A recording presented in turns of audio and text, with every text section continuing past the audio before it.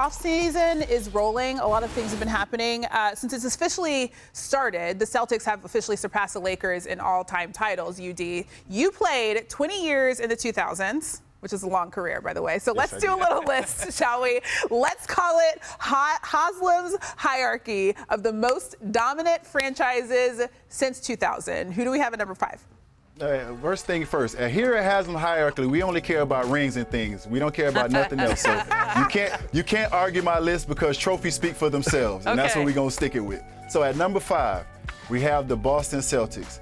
2 rings. Yep. Yes, I understand they're the hot team right now. They're very talked about. I understand we're saying dynasty, we're saying run it back. They have the structure. They have 2 superstars that are coming into their prime right now. They have great role players. They have a coach that they're excited about and they believe in. But it's still just 2 rings since 2000. So at number 5, we have the Boston Celtics. At number 4, we have my Miami Heat. Since 2000, no team has played more total basketball games than the Miami Heat, except for the Dallas Mavericks. And they just went to the finals this year, so they just surpassed the Miami Heat. First championship in 2005. After that, we took a little break. But now we get back to it. We took a little break, but now we get back to it with 2010 and the Big 3 era. From 2010 until 2014, 4 straight finals, not winning 2 back-to-back in 2011 and 2012. So that's my number 4. At number 3, the San Antonio Spurs. 4 rings. From 2002 to 2007, these guys won 3 out of 5 rings. And the 2 times they didn't win it, they lost in the Western Conference Finals. And then they took a little break just like we did, and they came back in 2014 and they won another ring.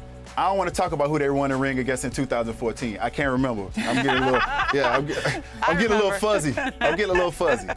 At number 2, we're going to go with the Golden State Warriors, man. The historical Splash Brothers, one of the best backcourts, if not the best backcourt I've ever seen. In 2015, the first backcourt to start in the All-Star game together since 1975. You talk about in 2015 to 2022.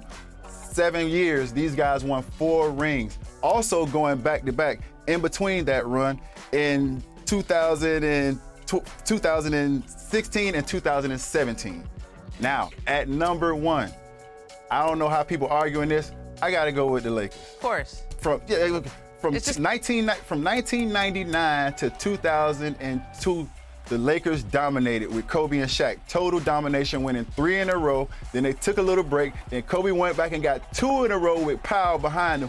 Then they came back again and got another one in the bubble with LeBron behind them and AD. So that's 6 championships in 24 years. You ask any GM, you ask any coach, you ask any player, if you can get 6 championships in 24 years, that's a championship every 4 years. They'll sell the house with their kids and their wife in it for that. I feel like you kind of went chalk. You didn't really spice anything up here, but it does look pretty good. Ramona, how do you like the list? I think he's right. I mean, Bobby and I were just sitting here counting the. I'm impressed you gave it to you put the Spurs right there and the Warriors, because I know that was personal for you. It hurt. It hurt. I know. I was there for that 2014 finals. That was hard. I think it's a good list because you're right. Rings are the only thing that matters. We could look at the different troughs in between, right? The Lakers had a pretty big little break. little break. You refer to it as a break. I say a valley, a trough. Like the Lakers was pretty deep. They were in the lottery for a few years in a row. But 5, it's just rings. It's just the numbers. And I think if you look at the Shaq Kobe era, if you look at the Kobe Powell era, to be able to reinvent your franchise every few years around superstars and not only get to the finals but win them is unprecedented.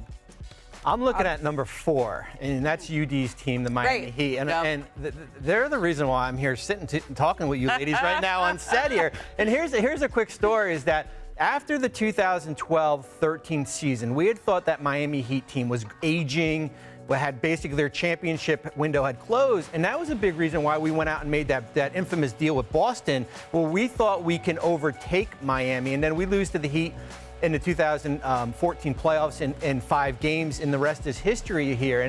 And as you could see is that, that team certainly was built for that window, certainly when you got out and you get LeBron in 2010 along with Chris Bosh.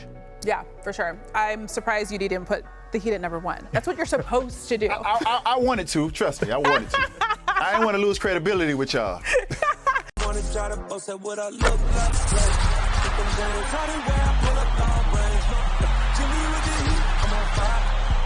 It's NBA, I'm a